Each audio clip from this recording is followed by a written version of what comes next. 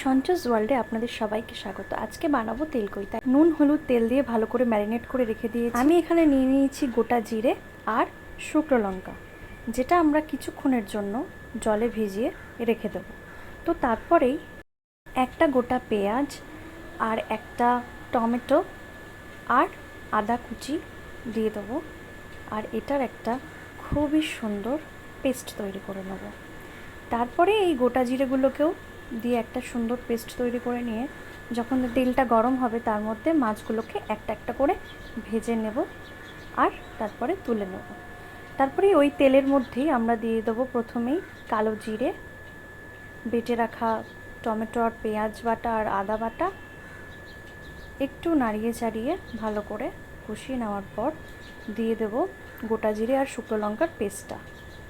তারপরে এখানে দিয়ে দেবো লঙ্কা গুঁড়ো, নুন, হলুদ, জিরে গুঁড়ো আর ধনে গুঁড়ো দিয়ে ভালো করে এটাকে নাড়াচাড়া করার পরে যখন দেখবো ড্রাই হয়ে গেছে, অনেকটা বেশি জল শুষে গেছে, এর থেকে তেল বেরোবে, তারপরেই মাছগুলোকে দিয়ে ফুটিয়ে নেব অনেকক্ষণ ধরে।